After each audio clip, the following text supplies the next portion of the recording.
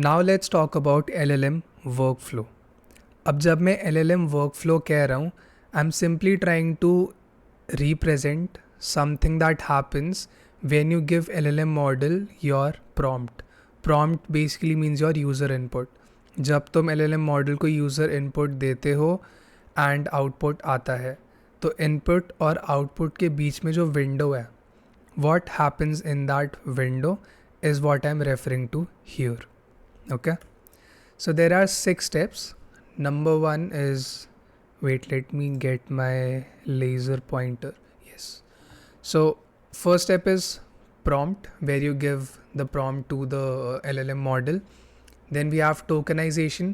Tokenization is where your prompt is splitted into different tokens and also encoded or converted into their token representation. Then we have prediction calculation. This is where the LLM model predicts कि अगला token क्या होगा. Then we have scoring and selection. We'll talk about what happens here. Then we have detokenization. This is where tokens are converted back into the language the user understands, जो कि यहाँ पे for this case हमारी English होगी. And then we have output generation. This is where the LLM model gives back the output. So for this example, I'm taking this sentence, the sky is, and the question that we'll try to answer is कि the sky is के आगे जो word आएगा वो LLM कैसे predict करता है. ठीक है, तो जब हम user input और या फिर user prompt दे देते हैं into the LLM model, the LLM model first splits this user input या जो prompt है उसको tokens में divide करता है. यहाँ पे उसने 3 टोकन्स में डिवाइड किया है. This can differ from models to models. कोई मॉडल हो सकता है इसको 4 टोकन्स में डिवाइड करें, कोई हो सकता है इसको 2 टोकन्स में डिवाइड करें. ठीक है, once it converts these things into tokens, it then uses to something called token encoding in order to convert these characters into their token representation. For example, the represent हो रहा है 1169 से, sky represent हो रहा है 6766 से, and is represent हो रहा है 318 से.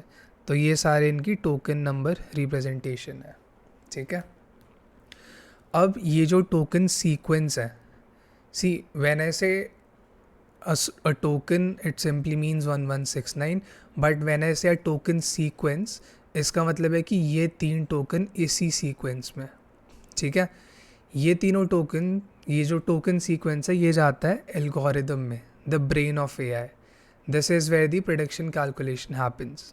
ठीक है, and this AI model is connected to something called data set जिस पे ये ट्रेन हुआ है. अब ये क्या करता है, ये इस टोकन सीक्वेंस को लेता है, अपने डेटा सेट में जाता है और इस टोकन सीक्वेंस को सर्च करता है. ठीक है, अब सर्च करने के बाद it takes note of what comes after this token sequence. जैसे यहाँ पे 4171 आया, यहाँ पे 4171 आया, यहाँ पे 262 आया, 257 आया, 262 फिर से आया. ठीक है, नाउ अकॉर्डिंग टू क्या चीज़ कितनी बार आई है इस टोकन सीक्वेंस के आगे, it simply creates a table. ठीक है, जैसे 4171 सबसे ज़्यादा आया तो यहाँ पे 4171 है, उससे कम 262 आया, फिर 257 आया, फिर 407 आया. ठीक है, एंड डिपेंडिंग ऑन कितनी ज़्यादा बार अकर हुआ है वो, it simply gives it a probability percentage कि भाई 4171 12%, 12.07% बार आया है, so it is very likely कि जो यूज़र ने इनपुट किया है उसका नेक्स्ट टोकन भी यही होगा. ठीक है, एंड ये उनकी डिकोडेड रिप्रेजेंटेशन है कि भाई 4171 is use to represent the word blue. Once it identifies the most likely token that is expected, the most likely token in the users token sequence, वो इसको सिलेक्ट करता है, इसका टोकन नंबर उठाता है and it appends it to this sequence of tokens that is given by the user. अब जब ये अपेंड कर दिया, detokenization happens where it converts this token sequence back into a language that user understands and you get the answer. So if you go to Gemini and simply give it a challenge that complete this sentence in one word and तुम उसको लिखोगे the sky is blue, so it will return something as blue. Now one thing to notice, यहाँ पे blue के आगे full stop है और यहाँ पे ब्लू है, तो ये दोनों सेम नहीं है. ठीक है, this is a different token, this is a different token. Alright, few pointers. Number one, model uses statistics and probability to guess the most likely token. तो कोई मैजिक नहीं हो रहा है, सिंपल कॉम्प्लेक्स मैथमेटिक्स यूज़ हो रही है to predict the next token or character. The output of these models are non-deterministic, which simply means जैसे तुम्हें कैलकुलेटर का पता है कि भाई 4+4 8 ही देगा, उसके अलावा कोई आउटपुट नहीं होगा. इन मॉडल्स का ऐसा नहीं होता है.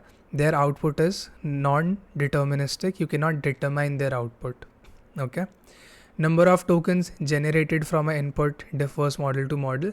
ये मैंने बताया कि जो भी इनपुट मैंने डाला वो कितने टोकन्स में स्प्लिट होगा और वो इंडिविजुअल टोकन नंबर क्या होंगे. They all differ from model to model. Why? क्योंकि वो डिफरेंट डेटा सेट पे ट्रेन हुए हैं और डिफरेंट तरीके से ट्रेन हुए हैं. मोर और less they are similar but there are few fine tuning details to them. ठीक है, and also what we are talking about are simply stripped down LLMs. जब से LLM रिलीज़ हुए हैं उसके बाद काफ़ी चीज़ें आ चुकी हैं. तो if you try to find out if LLMs are dumb or not by using some dumb prompt, it will not work क्योंकि अभी LLMs are connected to a lot of data resources which we'll talk about in the coming videos. A note on tokens, ये वही है जो मैंने बताया. ये मेरा prompt है I love सुरक्षान. यहाँ पे 3 मॉडल है, Qwen 3, DeepSeek, GPT. इन तीनों ने सेम यूज़र इनपुट को अलग अलग तरह से टोकन्स में डिवाइड किया है. यहाँ पे टोकन काउंट 7 है, यहाँ पे 6 है, यहाँ पे 6 है. अब जो इंडिविजुअल टोकन्स यहाँ पे स्प्लिट हुए हैं, इफ़ यू नोटिस वो भी अलग है. जैसे यहाँ पे AK को एज अ सिंगल टोकन लिया है, यहाँ पे बट KS को एज अ सिंगल टोकन लिया है. ठीक है, so it all depends on their data set and the way they have been trained. Now there are 3 challenges. Like with any technology, challenges हर टेक में होते हैं. So LLMs में भी there are challenges. Number 1 is hallucination. Hallucination वो होता है जहाँ पे तुम्हारा LLM मॉडल किसी फेक सिनारियो को एज अ फैक्ट रिप्रेजेंट कर देता है. तो इसका एक एग्जांपल है, एक बच्चे ने ChatGPT से पूछा कि भाई मुझे लिस्ट दो ऐसे लॉ प्रोफेसर्स की जो कि इन्वॉल्व थे एक सेक्सुअल हरासमेंट केस में. एंड ChatGPT ने एक लिस्ट बना दी एंड उसमें एक ऐसे रियल प्रोफेसर का नाम डाल दिया who was not even remotely involved in any of these things. Right, तो उसने एक तरह से पूरा केस ही बना दिया एक ऐसे इंसान पे जिसने असली में ऐसा कुछ किया भी नहीं है. So that is what hallucinations are. Then we have an issue called data recency. अब जो हमारा LLM मॉडल है वो जिस डेटा पे ट्रेन हुआ उस डेटा की एक फिक्स्ड डेटा. जैसे मैंने एक मॉडल बनाया तो मैं उसको 2010 से लेके 2025 तक का डेटा दूंगा. ठीक है, अब अगर मैं उससे आज के बारे में कुछ पूछूंगा तो वो उस चीज़ को आंसर नहीं कर पाएगा.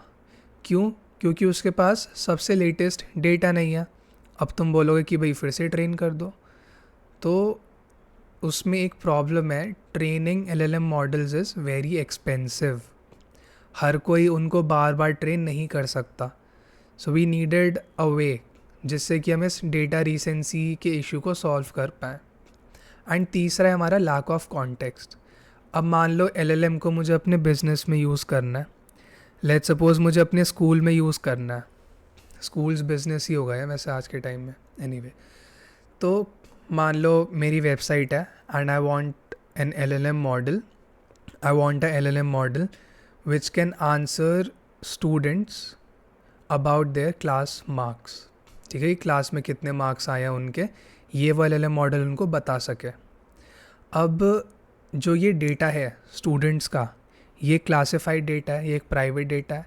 एंड होपफुली जब वो एल मॉडल ट्रेन हुआ था तो उसके डेटा सेट में ये डेटा नहीं होगा ऑब्वियसली, है ना. तो is there a way through which I can provide some context to the L model. क्या कोई तरीका है जिससे मैं वो सब डेटा एल मॉडल को दे सकता हूँ ताकि वो आंसर कर पाए मेरे बिजनेस नीड्स को, so I can use it in my own way for my business, right. तो अब इन तीनों के सॉल्यूशंस आए. हालुसिनेशन का एक सॉल्यूशन आया फीडबैक लूप, जिसका मतलब है कि एलएलएम अपना आंसर निकालता है एंड उस आंसर को क्रिटिक करता है एंड डेटा सोर्सेज यूज़ करता है टू वेरीफाई इट. अब जो डेटा रिसेंसी और लैक ऑफ कॉन्टेक्स्ट था, इसका सॉल्यूशन आया हमारा rag. Rag simply means retrieval augmented generation.